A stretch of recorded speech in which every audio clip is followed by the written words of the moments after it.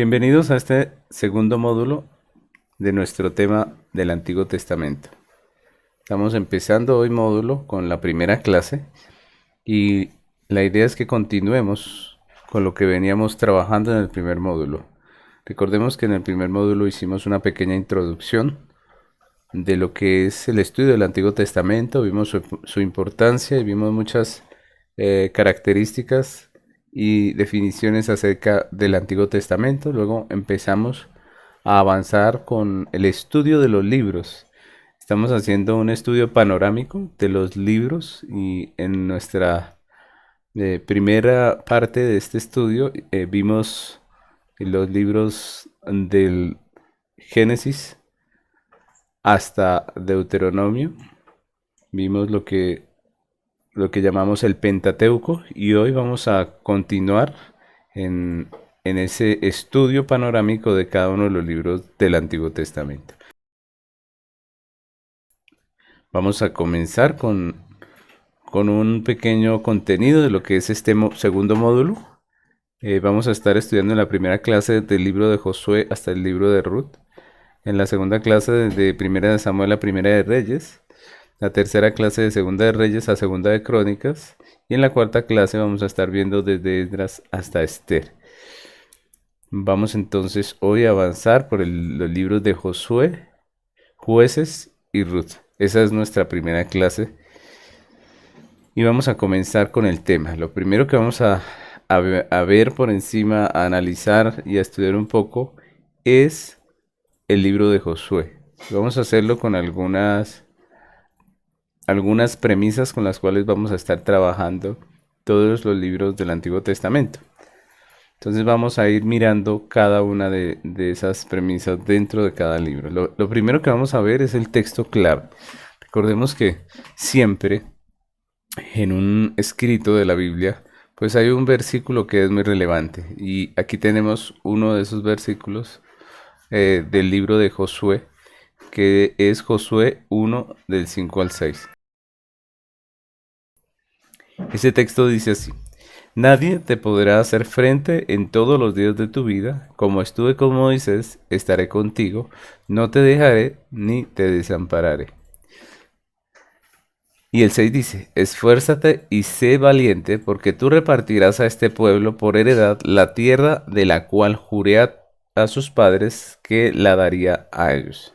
Entonces debemos recordar que cuando estudiamos los primeros 5 libros de la Biblia, terminamos en Deuteronomio, y lo que pudimos ver fue cómo Dios sacó al pueblo de Israel de Egipto, ¿cierto? Y cómo lo lleva a través del desierto, le da las leyes, y prácticamente una generación de israelitas, de los hijos de Israel, mueren en el desierto. Y vemos la parte final de estos libros, vemos la muerte de Moisés. Eso es lo que vimos en el estudio de los 5 primeros libros en el módulo pasado. La historia continúa aquí con el libro de Josué, y en Josué encontramos esta historia precisamente, lo que dice aquí el texto de esos 2 versículos. Por eso son nuestro texto clave del libro de Josué, porque nos dicen básicamente lo que es el libro de Josué. Primero vemos que Dios le habla a Josué y le dice que nadie le podrá hacer frente, que como estuvo con Moisés estaría con él. Es decir, Josué es el nuevo líder. Así como Dios estuvo con Moisés, que era el primer líder, el líder del Éxodo, pues ahora con Josué Dios promete estar todo el tiempo.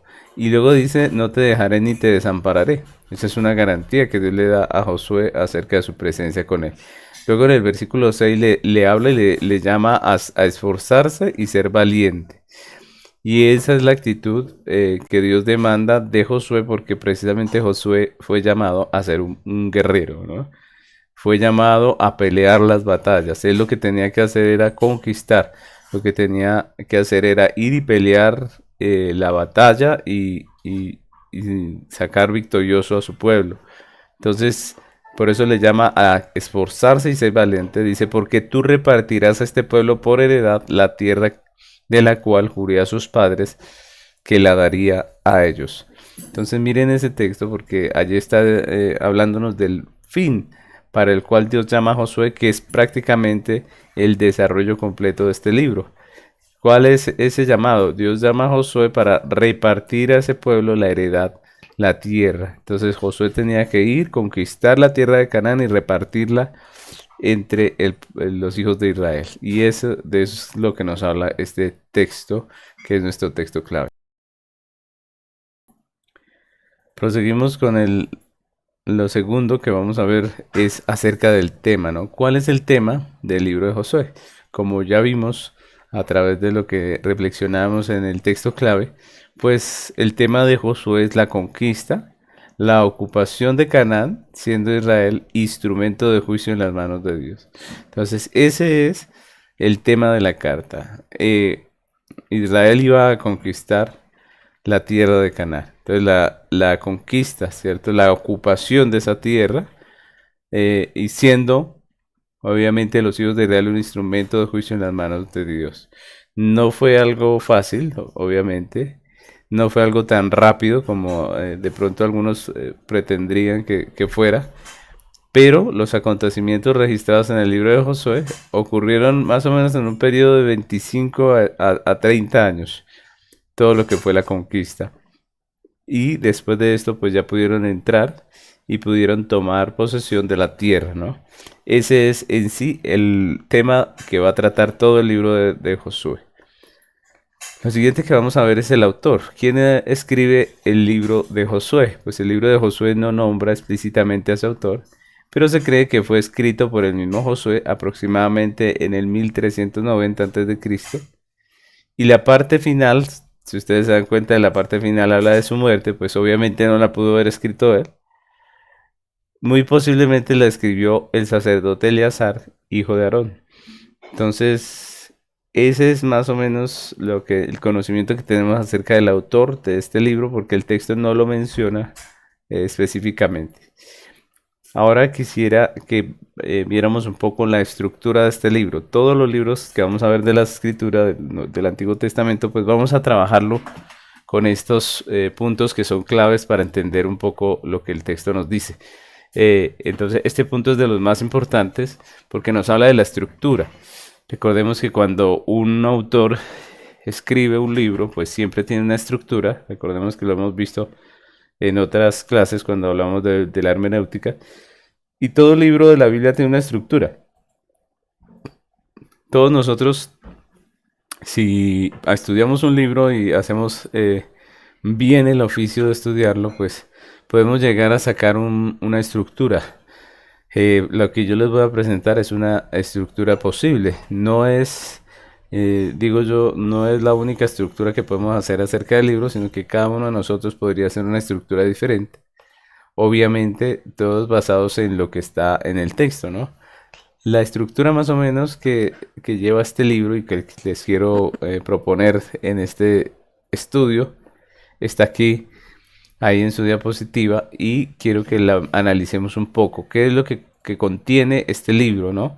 ¿Qué es lo que contiene el libro de Josué y cómo el autor narra todos los hechos? Porque recordemos que este libro es histórico y narra todos los hechos de la conquista. Entonces, lo primero que vemos allí son los preparativos para la conquista. Entonces, en el primer punto vemos que Dios habla a Josué. Si ustedes recuerdan, Dios siempre que va a hacer algo, habla con la persona que escoge y le llama a hacer la obra.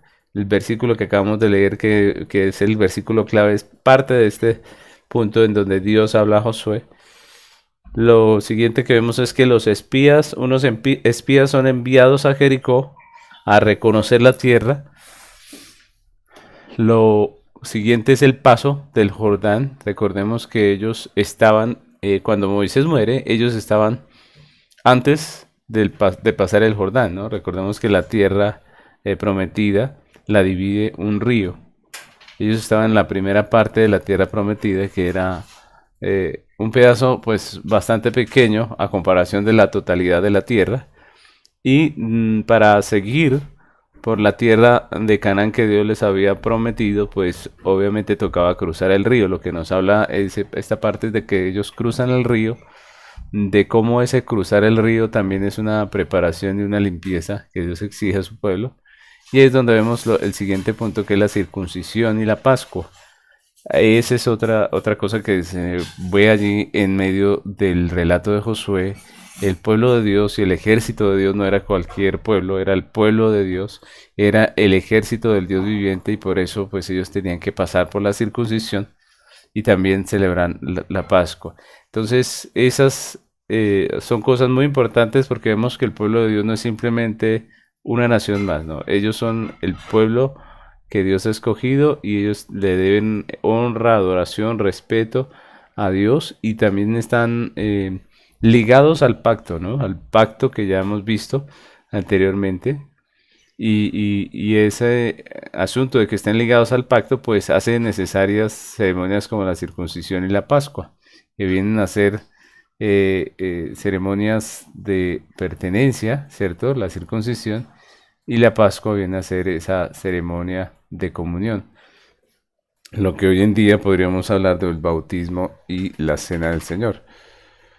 Luego vemos el segundo punto, el segundo tema importante del libro es las guerras y conquistas. Entonces esta es una parte donde se habla acerca de la toma de Jericó, del pecado de Acán, ¿cierto? La toma de Jericó, ustedes recuerden que Dios ordenó a Israel que tomaran Jericó, pero Jericó estaba amurallada con una de las mejores murallas de ese tiempo. Y lo que hace Dios es llamar al pueblo a darle vueltas a esa muralla, y luego de una manera milagrosa Él hace que se destruya esa muralla y ellos puedan entrar y tomarla. También vemos luego el pecado de Acán. Recordemos que en esa batalla, cuando están tomando los despojos, se suponía que ellos no podían coger ninguna de estas cosas. Dios había ordenado que ellos no podían tomar nada de esto. Él dijo que lo que se sacara de Jericó era anatema, y que no se debía tomar nada de eso. Y para ninguno de los que participaban de la guerra.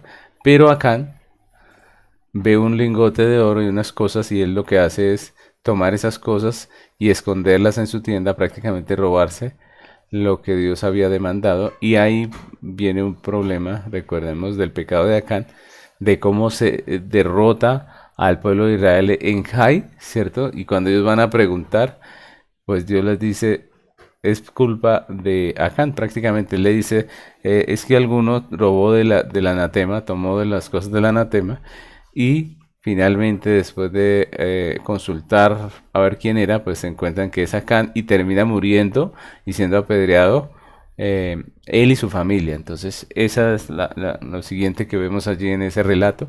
Luego vemos acerca de la derrota, perdónenme, del engaño de los gabaonitas. Recordemos que los gabaonitas eran cananeos que se hicieron pasar por gente que vivía muy lejos y que venían a implorar eh, una alianza con el pueblo de Israel, pero como obviamente los hijos de Israel no podían hacer alianza con los moradores de Canaán, ellos fingieron ser de otro lugar.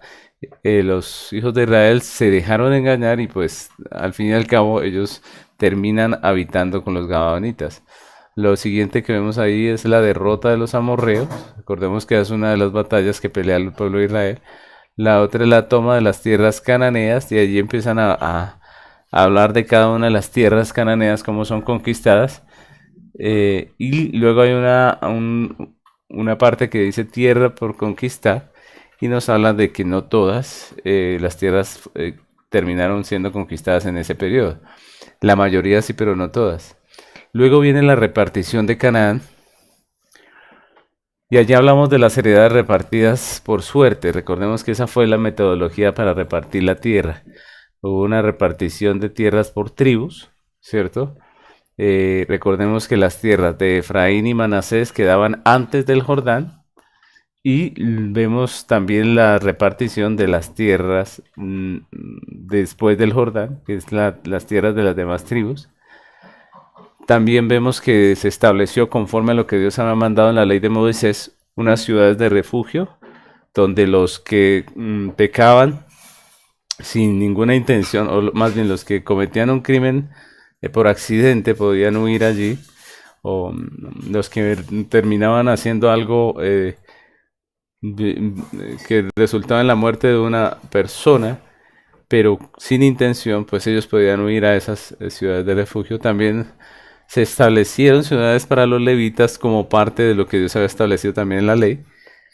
Y también vemos el relato del altar junto al Jordán. Entonces recordemos que los moradores de la tierra antes del Jordán, los de Efraín y Manasés, hicieron también un altar en el Jordán. Y pues los otros hijos de Israel vinieron a hacer guerra contra ellos y dijeron, bueno, ustedes por qué hacen otro altar si Dios ordenó que solamente había un altar y que debía ser adorado allá el nombre del Señor. Ellos le aclaran que hacen el altar solamente para recordar que ellos tienen al Dios de Israel, porque como están separados por el río, pues querían dejar un memorial, ¿no? Para que los hijos aprendieran que existía un altar donde debían adorar a Dios, pero que ellos no iban a usar ese altar para adorar, sino simplemente como un símbolo. Luego vemos las últimas palabras de Josué y allí leemos acerca de la exhortación que Josué hace a la fidelidad que debe prestar el pueblo a Dios. Y lo que vemos allí es un relato desafiante, o más bien unas palabras desafiantes de Josué, donde él insta al pueblo a servir a Dios, ¿no? A no servir a los dioses ni de Egipto ni de Canaán, sino que todos ellos deberían servir al Señor. Y el texto finaliza con la muerte de Josué. El texto finaliza contándonos cómo muere Josué y allí se acaba el libro de Josué. Esa es la estructura del libro de Josué. Ahora quisiera hablar de algunos énfasis. Ese es el punto final pues de cada una de estas reflexiones que vamos a estar haciendo de los diferentes libros del Antiguo Testamento y es eh, llamar la atención acerca de algunos énfasis que tienen los diferentes libros del Antiguo Testamento. Quiero trabajar 3 énfasis en cada libro. Puede que haya más, claro que sí. De hecho hay muchos más, pero quiero trabajar los que a mi juicio son muy importantes, ¿no? Entonces lo primero que encontramos aquí es un énfasis acerca de Canaán siendo objeto de la ira de Dios. Entonces, eh, el texto nos muestra una nación que está siendo objeto de la ira de Dios y esa es Canaán. Canaán era una tierra que se ganó por su pecado, por su libertinaje, por su inmoralidad, se ganó el juicio de Dios, ¿no? Entonces Canaán, si ustedes recuerdan un poco de la historia de Canaán, era politeísta. Es decir, ellos creían en muchos dioses. Dentro de su sistema de idolatría, pues habían muchos dioses de diferentes nombres, para diferentes razones, por diferentes razones ellos tenían muchos dioses, pero dentro de su sistema de idolatría había un dios que era considerado la principal deidad de los cananeos y se llamaba El. Y ese era un ídolo que se representaba con la imagen de un toro. Y el pueblo se refería a él como el padre toro y lo consideraban como su creador. Entonces nosotros vemos referencia a ese toro en muchas en partes de la escritura y pues para ellos ese era el dios, el máximo pues de sus dioses, ¿no? Acera, si ustedes leen allí en la escritura encuentran también el nombre de Acera, era una de las diosas de allí de los cananeos, ella era la esposa de él dentro de su idolatría y dentro de su mitología acerca de sus dioses, pues ella era supuestamente la esposa de él y Baal era uno de sus hijos. Recordemos que Baal es otro de los nombres que encontramos en el Antiguo Testamento, de los dioses falsos que tenían los cananeos y que llegaron a incluir los hijos de Israel dentro de su adoración, ¿no? Uno de los actos idólatras más abominables era el sacrificio de los propios hijos a Baal. Entonces, los cananeos tomaban a sus hijos, a sus propios hijos, y los sacrificaban a una imagen de Baal. Ellos hacían una imagen de un toro, de un hombre con cabeza de toro, que en sus brazos tenía digámoslo así, un orificio por donde salía fuego, ¿no? Se alimentaba, era una especie de horno que alimentaban con leña y básicamente lo que hacían era prender ese horno y sobre los brazos de ese ídolo ponían a sus hijos y los quemaban, supuestamente en adoración a Baal. Entonces el capítulo 18 de Levíticos nos habla de esos pecados de los hijos de Canaán, ¿no? Si ustedes recuerdan, el capítulo 18 es una advertencia a los hijos de Israel que no se vuelvan a los pecados de los cananeos. Y dice el capítulo 18 de Levíticos, versículos 1 al 3, dice, habló Jehová a Moisés diciendo, habla a los hijos de Israel y diles, yo soy Jehová vuestro Dios, no haréis como hacen en la tierra de Egipto, en la cual morasteis, ni haréis como hacen en la tierra de Canaán, a la cual yo os conduzco, ni andaréis en sus estatutos. Entonces, si nosotros seguimos leyendo ese texto, lo podemos leer más adelante. eh, Ustedes se dan cuenta que ahí nos hablan de muchos de los pecados que cometían o que eran habituales dentro de los de la cultura cananea, ¿no? Hay muchos pecados. Podríamos hablar de muchos, especialmente vemos que había muchos pecados sexuales. El texto nos habla del incesto, que era tener relaciones sexuales con familiares. Nos habla de bestialismo, ¿cierto? Que ellos tenían relaciones con animales. Y también nos habla del homosexualismo, que también es considerado un pecado y que hace parte de lo que los cananeos hacían, ¿no? Entonces Dios había decretado un juicio contra estos cananeos por todos sus pecados. Otro pecado que hace énfasis ese texto de Levíticos es el del sacrificio de los niños. Entonces todas estas abominaciones hacía Canaán y la Biblia dice que por esas abominaciones Dios los sacó de la tierra. Eh, y, y eso es muy importante. ¿Por qué, mis hermanos? Porque a veces el que llega a leer Josué se pregunta, bueno, ¿y por qué Dios saca esta tierra de allí, estos habitantes de esa tierra? ¿No? Hoy en día, sobre todo con todo el humanismo que hay en nuestro tiempo, pues la gente le parece que esto es prácticamente un abuso, ¿no? Vemos que el libro de Josué narra prácticamente que los hijos de Israel entraron a la tierra de los cananeos, los mataron, ¿cierto?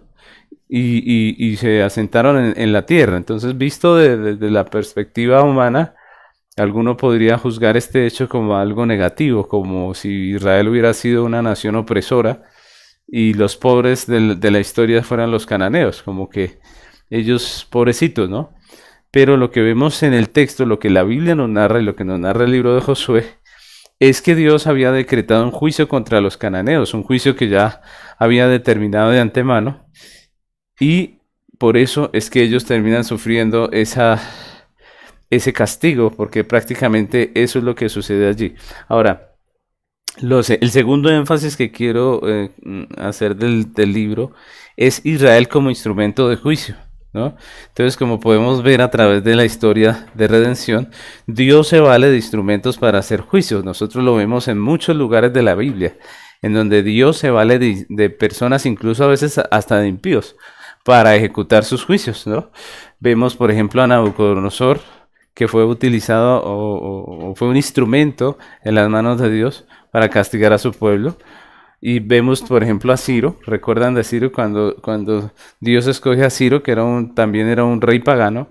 Pero este hombre fue escogido por Dios para que empezara el retorno de los hijos de Israel a su tierra después de los 70 años de cautiverio. Entonces nosotros vemos cómo Dios tiene instrumentos, usa personas como instrumentos, y en este caso vemos que Dios usa a los hijos de Israel como instrumentos. Dios los llama a ejecutar juicio contra Canaán.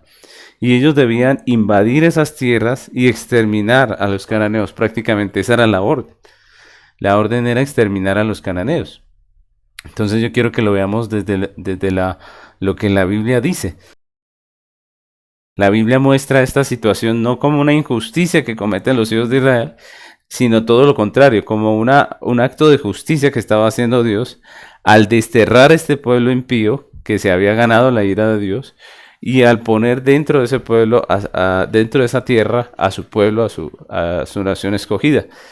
Y en ese caso, Israel estaba siendo un instrumento de juicio. Eso es lo que tenemos que considerar para poder entender este relato, ¿no? Para ver que no estamos hablando de un acto injusto, sino todo lo contrario, estamos hablando de un acto de justicia. Dios había decretado juicio contra los cananeos y los hijos de Israel iban a ser el instrumento a través del cual ellos serían desterrados y tendrían que ser exterminados de allí, de esa tierra. Entonces, miremos que esto viene a ser un acto de justicia y no de injusticia. Éxodo 34:12 dice así, quiero leérselos hasta el 16. Dice, guárdate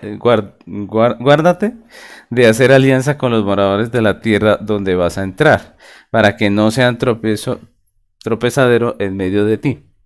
Derribaréis sus altares y quebraréis sus estatuas y cortaréis sus imágenes de acera, porque no te has de inclinar a ninguno otro Dios, pues Jehová, cuyo nombre es celoso, Dios celoso es. Por tanto, no harás alianza con los moradores de aquella tierra, porque fornicarán en pos de sus dioses y ofrecerán sacrificios a sus dioses, y te invitarán y comerás de sus sacrificios, o tomarán de sus hijas para tus hijos, y fornicando sus hijas en pos de sus dioses, harán fornicar también a tus hijos en pos de los dioses de ellas. Miren ese texto lo que dice, ¿no? Es unas palabras fuertes donde Dios dice a su pueblo, dice, ustedes no les es permitido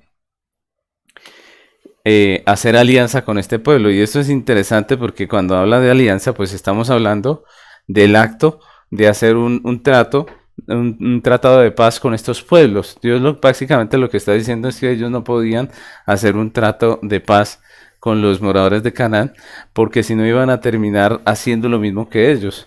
Y recordemos que por esas cosas que ellos hacían fue que Dios los sacó de esa tierra. Entonces, miren, porque este es un asunto de que no es simplemente de que un pueblo le quitó la tierra a otro, sino de que Dios estaba haciendo juicio.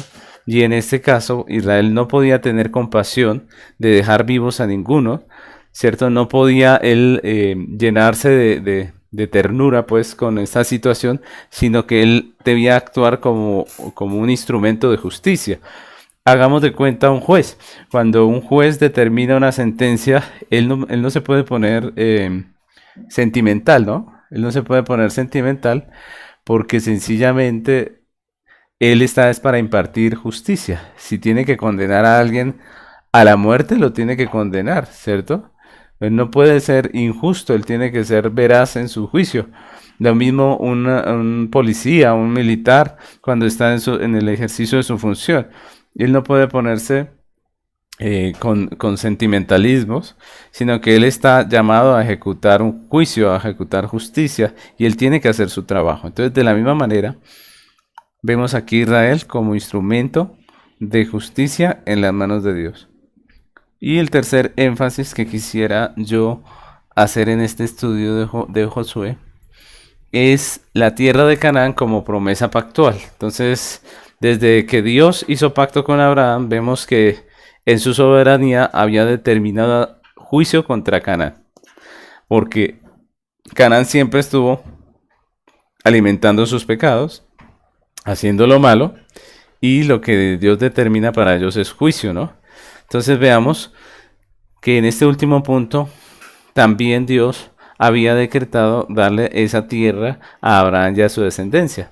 Nosotros leemos en Génesis capítulo 15, versículo 13 al 16, dice, entonces Jehová dijo a Abraham, ten por cierto que tu descendencia morará en tierra ajena y será esclava allí y será oprimida 400 años, mas también a la nación a la cual servirán juzgaré yo, y después de esto saldrán con gran riqueza, y tú vendrás a tus padres en paz, y serás sepultado en buena vejez, y en la cuarta generación volverán acá, porque aún no ha llegado a su colmo la maldad del amorreo hasta aquí.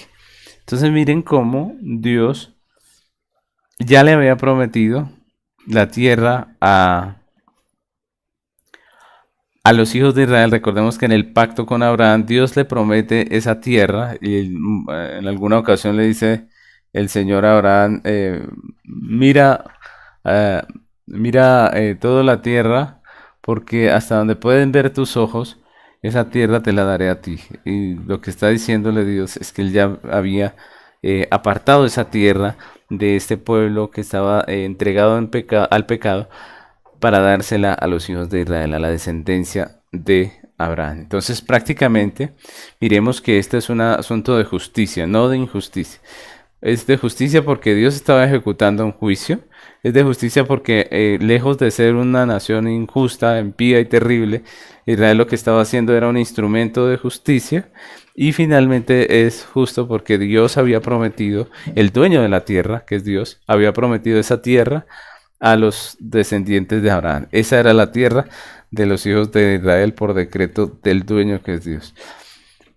Y con esto podemos terminar lo que es el libro de Jueces. Vamos a pasar al siguiente libro que tenemos que para el día de hoy, que es el libro de Jueces. Y vamos a empezar con el texto clave de este libro. Dice Jueces, capítulo 2, versículo 16 y 17. Y Jehová levantó jueces que lo librasen de mano de los que los despojaban, pero tampoco oyeron a sus jueces, sino que fueron tras dioses ajenos, a los cuales adoraron. Se apartaron pronto del camino en que anduvieron sus padres, obedeciendo a los mandamientos de Jehová. Ellos no hicieron así. Entonces, miren este libro de Jueces, ¿no? Este es el texto clave de este versículo porque nos habla claramente de lo que es en sí el libro, ¿no? Dios levantando jueces que librasen a Israel de la mano de los que los despojaban. Y eso es lo que vemos dentro de este libro, ¿no? Y luego dice que ellos se apartaron de la obediencia a Dios. Recordemos que cuando Moisés sacó al pueblo de Israel, esa generación fue muy desobediente, muy rebelde, ¿cierto? La siguiente generación de los hijos de Israel, los jóvenes que le nacieron a ellos, pues ellos fueron un pueblo más sujeto a la ley de Dios. Y finalmente nosotros vemos que el pueblo que surgió después de Josué, pues fue un pueblo que otra vez se apartó del Señor. Entonces, de eso es lo que nos habla el libro de Josué, nos muestra ese periodo.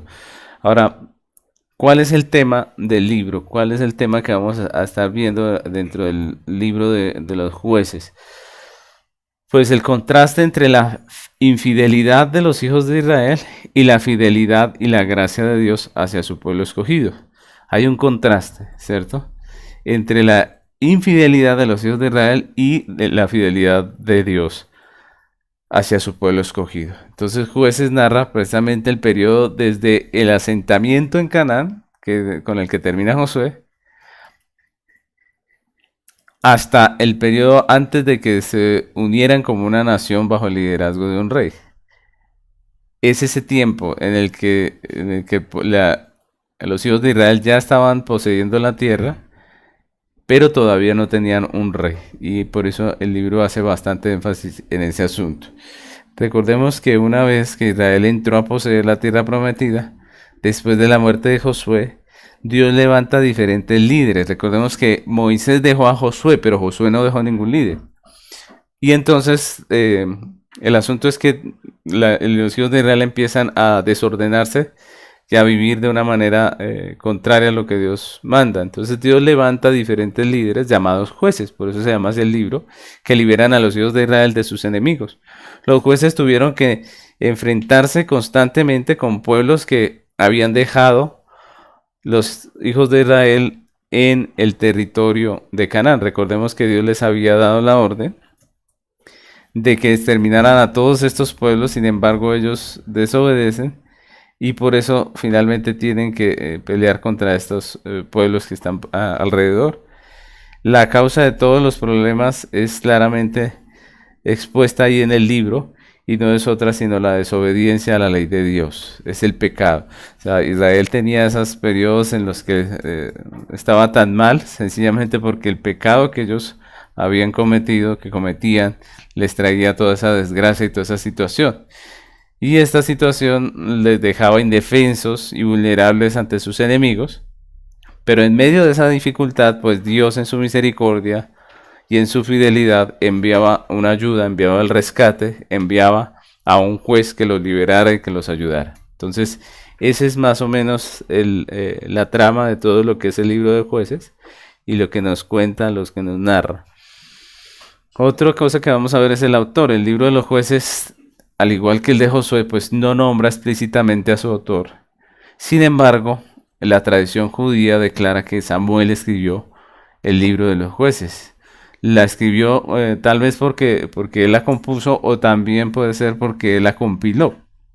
Sí, él tomó los datos y los compiló en un libro. Se cree que fue escrito entre el año 1050 y 1004 antes de Cristo. Vamos también a ver la estructura del libro. Recordemos que todo escrito tiene una estructura y vamos a analizar más o menos la estructura en la que está escrita este libro. El libro de los Jueces empieza hablándonos de Israel cuando invade Canaán, pero deja los mandamientos del Señor, se aleja del Señor, y la Biblia nos narra en Jueces esa situación, que los hijos de Israel están apartados de Dios. Lo segundo que vemos es los líderes que Dios elige sobre Israel, que son los que llamamos los jueces, y eso está del capítulo 3 en adelante, y nosotros vemos los diferentes jueces que Dios puso, sus diferentes historias, los enemigos que pelearon contra ellos y las maneras milagrosas en que Dios obraba a través de estos jueces, en muchos casos dándoles la victoria de una manera ilógica, ¿cierto? De una manera que uno queda obviamente sorprendido, porque Dios escoge precisamente esos eventos sobrenaturales para mostrar que es Él el que les libera y el que les salva. Entonces tenemos los jueces de ese periodo fueron, primero hablamos de Otoniel, y eso lo podemos ver allí en el capítulo 3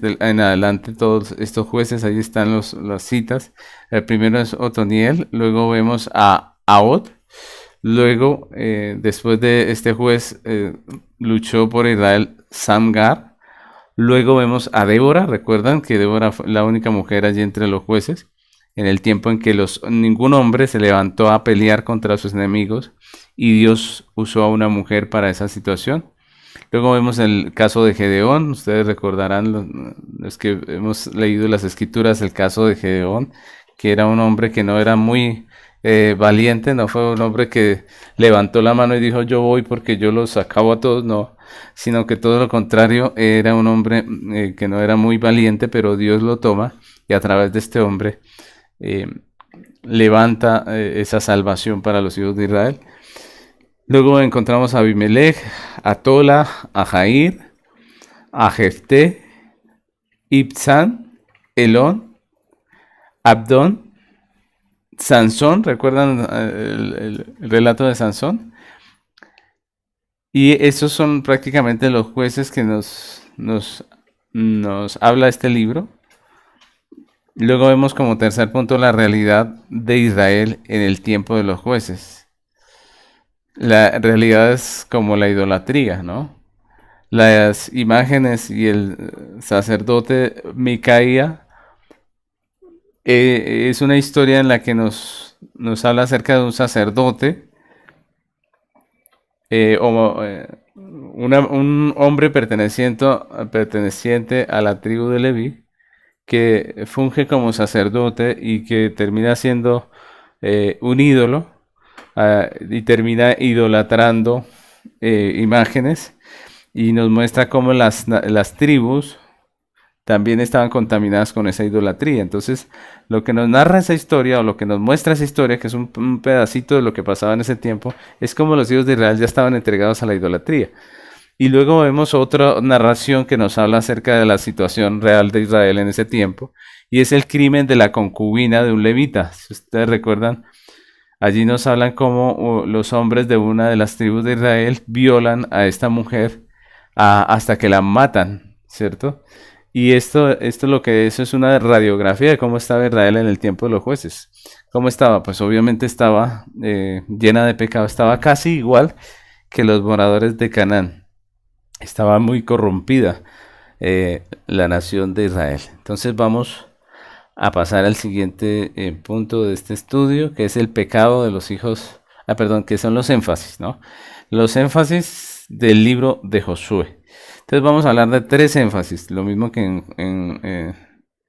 en Josué, vamos a hablar de 3 énfasis en el libro de los jueces,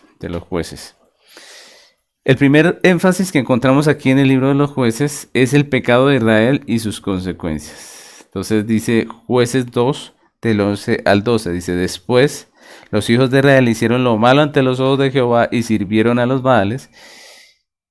Dejaron a Jehová, el Dios de sus padres, que los había sacado de la tierra de Egipto, y se fueron tras otros dioses, los dioses de los pueblos que estaban en sus alrededores, a los cuales adoraron y provocaron a ira a Jehová.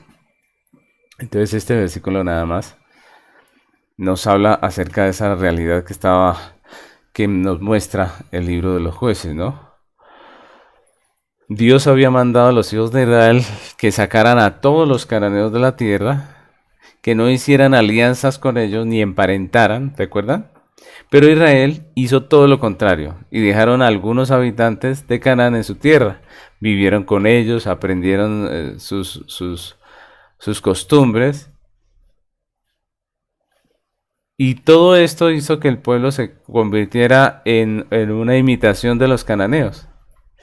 Ellos entregaron sus hijos en matrimonio a los cananeos y terminaron adorando a sus dioses, cometiendo las mismas abominaciones por las cuales Dios había expulsado a los cananeos. Y esto trajo obviamente consecuencias amargas para Israel. Y es lo que nosotros leemos en ese texto.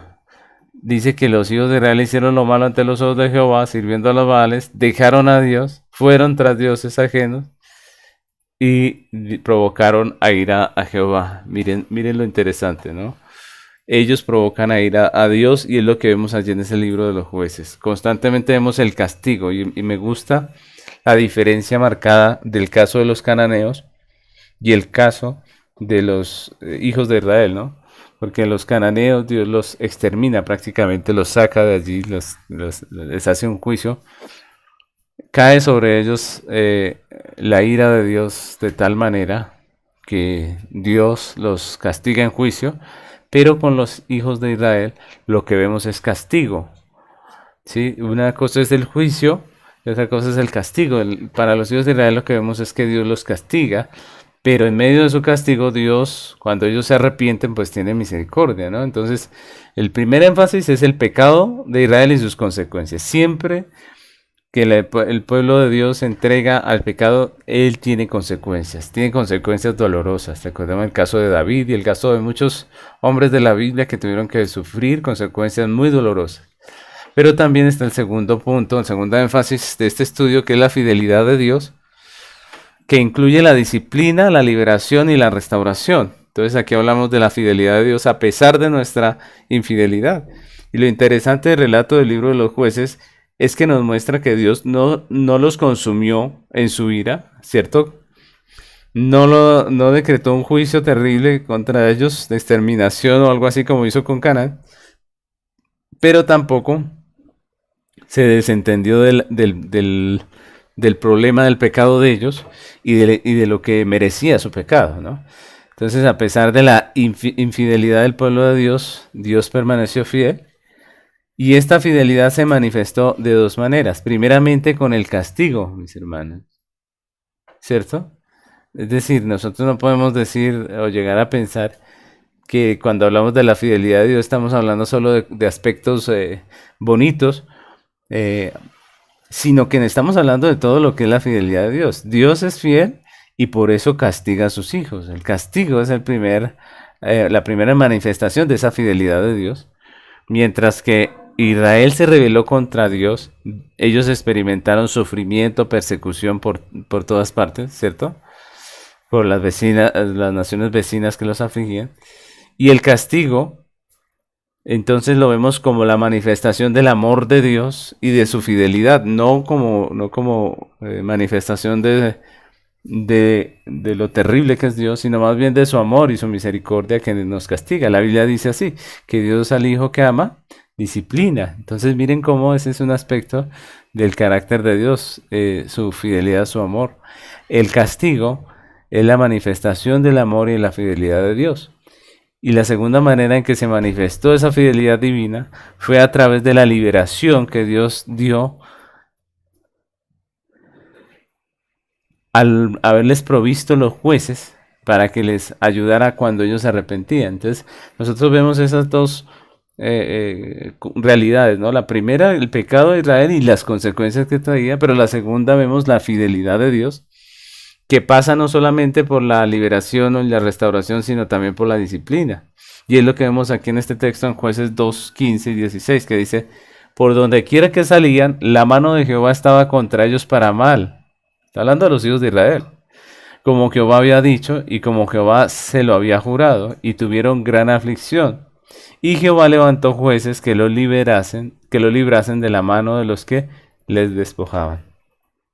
La fidelidad de Dios tiene esos dos aspectos. Primero, la disciplina. Y segundo, también la liberación y restauración. Entonces, esas dos cosas son importantes porque así sigue siendo en medio del pueblo de Dios. Nosotros, los hijos de Dios, en esta tierra debemos vivir de manera acorde al llamado que Dios nos ha hecho. Si nosotros nos rebelamos contra Dios, pues como decimos nosotros, pues obviamente nosotros sabemos que no perdemos la salvación, pero vamos a tener consecuencias, consecuencias que van a ser duras, dolorosas, que van a ser parte del castigo de Dios, que en su misericordia nos corrige y nos endereza para que no sigamos nuestros caminos, ¿no?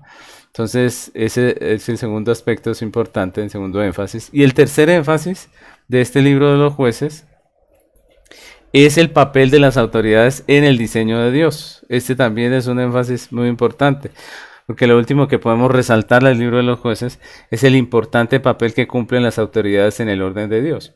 Una frase que se repite en este libro y que plantea muy bien la situación de Israel después de la muerte de Josué está en Jueces 21-25, que dice así: en estos días no había rey en Israel y cada uno hacía lo que bien le parecía. No había rey y cada quien hacía lo que bien le parecía. Miren la importancia del liderazgo. En todo el texto vemos que mientras vivían los jueces, Israel estaba en orden, pero cuando ya no estaban, pues se entregaban al pecado y la nación perdía el rumbo. Las autoridades definitivamente son una provisión de Dios, son una bendición de Dios, y así nos lo enseña la palabra. Miremos Romanos 13 del 1 al 4. Dice, sométase toda persona a las autoridades superiores, porque no hay autoridad sino de parte de Dios, y las que hay por Dios han sido establecidas. De modo que quien se opone a la autoridad, a lo establecido por Dios resiste, y los que resisten acarrean condenación para sí mismos. Porque los magistrados no están para infundir temor al que hace el bien, sino al malo. ¿Quieres pues no temer la autoridad? Haz lo bueno, y tendrás alabanza de ella, porque es servidor de Dios para tu bien. Pero si haces lo malo, teme, porque no en vano lleva la espada, pues es servidor de Dios, vengador para castigar al que hace lo malo. Entonces miren, el texto claramente nos habla de la autoridad como siervos de Dios, como personas que están para hacer justicia. Y finalmente vamos a terminar esta clase con el estudio panorámico de Ruth, ¿no? Entonces vamos a empezar con este libro de Ruth, primeramente con el texto clave. El texto clave de Ruth está en Ruth 4:14 y dice la palabra del Señor. Y las mujeres decían a Noemí, loado sea Jehová, que hizo que no te faltase hoy pariente, cuyo nombre sea celebrado en Israel. Y ese texto lo escogimos como un texto clave porque nos habla acerca de lo que es el libro de Ruth, ¿no? Es la obra de Dios, ¿no? Es la soberanía de Dios. Dice que Dios es loado, que Dios es glorificado, porque Él hizo que en Noemí no le faltase parienta cuyo nombre se ha celebrado en Israel. Y de eso nos habla el texto, nos habla de una historia donde Noemí ve la gracia del Señor en medio de su vida. Vamos a mirar un poco acerca del tema y vamos a ver por qué ese texto es clave. El tema de todo este libro de Ruth es la soberanía y la fidelidad o el fiel cuidado de Dios hacia su pueblo en tiempos de anarquía. ¿Por qué en tiempos de anarquía? Porque recordemos que este libro nos habla acerca del periodo de los jueces, donde cada quien hacía lo que bien le parecía. Y es en medio de ese tiempo que se desarrolla toda esta historia. Entonces aquí vemos primero la soberanía, pero también el fiel cuidado de Dios hacia su pueblo en tiempos de anarquía. Podemos estar seguros en medio de los tiempos más duros porque Dios está sosteniéndolo todo y está guiándonos en medio de todas las circunstancias. El libro de Ruth cuenta la historia extraordinaria de la fidelidad de Dios para Israel en la vida y el trabajo de tres personas. Ustedes han leído el libro. Prácticamente son tres los personajes que vemos allí que se resaltan en el libro, que es Noemí, que Ruth y Boaz. Esos son los tres personajes que vemos allí que se resaltan en la historia. Y es una historia de amor que ocurrió durante el tiempo de los jueces.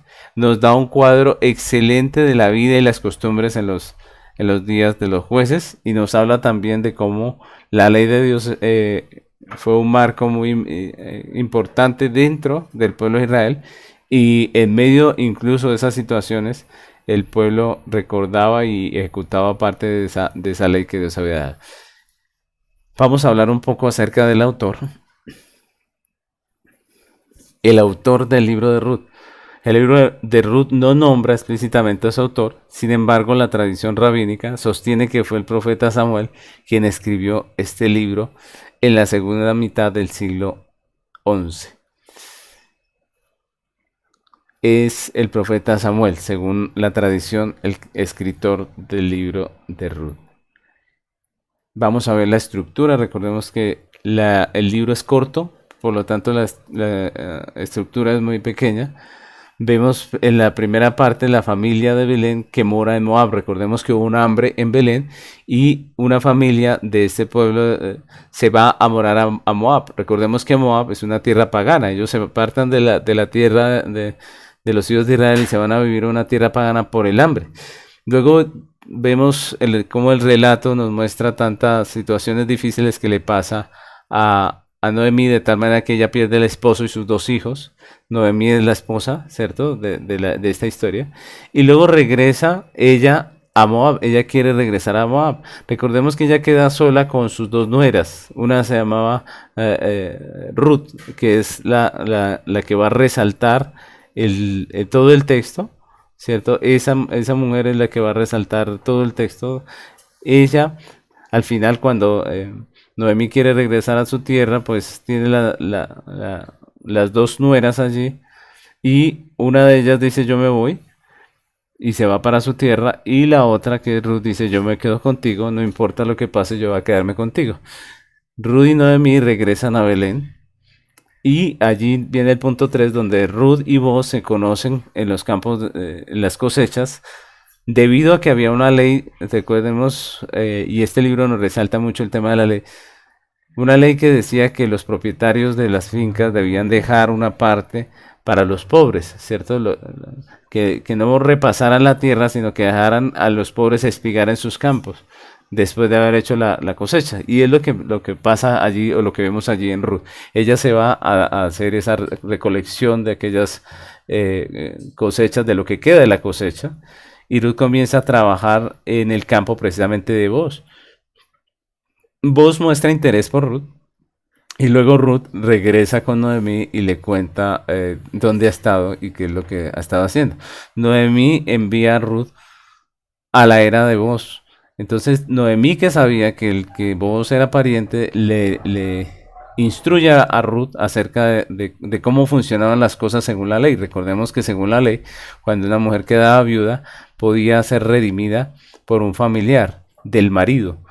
podía ser redimida por un familiar del marido, es decir, ese familiar del marido podía casarse con ella. Específicamente habla del hermano y de los parientes cercanos cuando falta el hermano del esposo, ¿no? Entonces dice, el texto nos muestra cómo Noemí, que sí conocía la ley, le dice a Ruth, que es moabita, le dice, vaya donde vos y, y intente que él la redima. Vemos que la historia sigue y lo que hace Noemí, lo que hace Ruth es ir a la era donde está vos y vos finalmente la redime. Ruth regresa con Noemí y finalmente vos realiza los trámites para redimirla. De eso es que nos habla la historia, de esa redención de esta mujer. Vos confronta al pariente más cercano. Recordemos que antes de vos había otro hombre que era pariente más cercano de Noemí y de Ruth.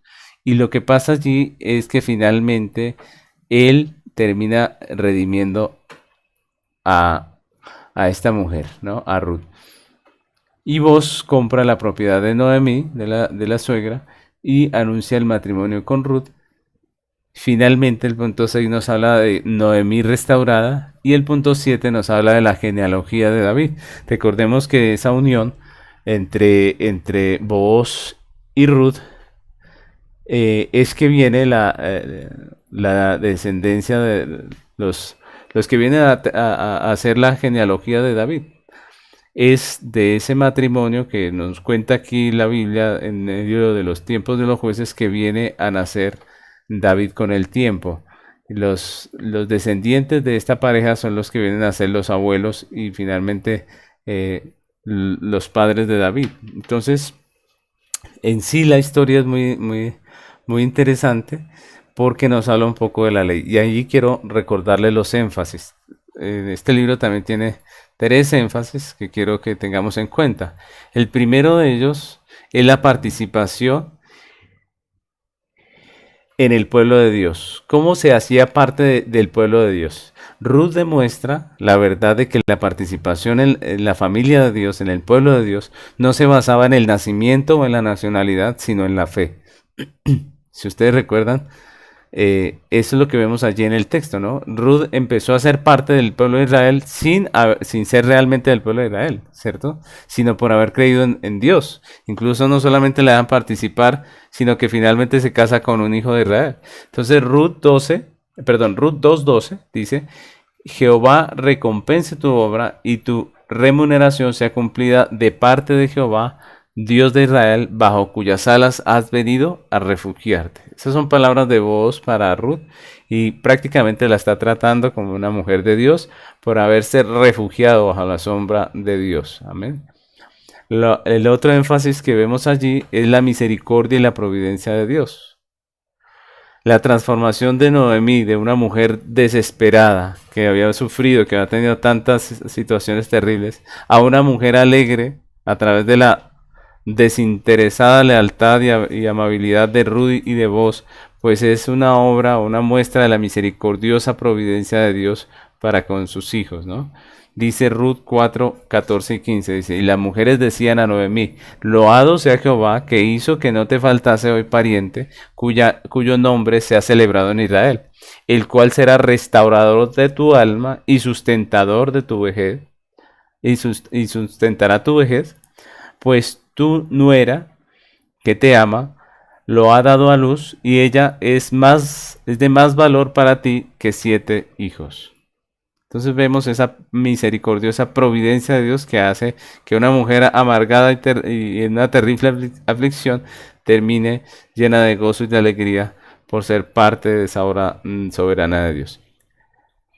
Otro énfasis en esta en este libro es la redención, ¿no? Ese es otro tema que resalta el libro de Ruth. Las acciones de Booz para redimir la tierra, casarse con Ruth y engendrar un hijo para mantener el linaje de Noemí son las de un hombre que conoce y cumple la ley de Dios. Recordemos que esa era un mandamiento, eso no era simplemente iniciativa de él, esa era la ley de Dios que le llamaba a hacer esto. Y son simbólicas de la redención que hizo Cristo por la iglesia. Recordemos que Cristo también nos redimió. Cristo también nos vio en nuestra desgracia, en nuestra situación y nos redimió. Tito capítulo 2 versículos 13 y 14 dice: aguardando la esperanza bienaventurada y la manifestación gloriosa de nuestro gran Dios y Salvador Jesucristo, quien se dio a sí mismo por nosotros para redimirnos de toda iniquidad y purificar para sí un pueblo propio, celoso de buenas obras. Entonces miren cómo este libro nos recuerda ese precioso tema de la redención de Cristo. Y con esto terminamos el día de hoy nuestro estudio. Hemos avanzado del libro de Josué hasta el libro de Ruth. Y eso es todo por hoy. Nos vemos en la próxima clase si Dios lo permite. Bendiciones.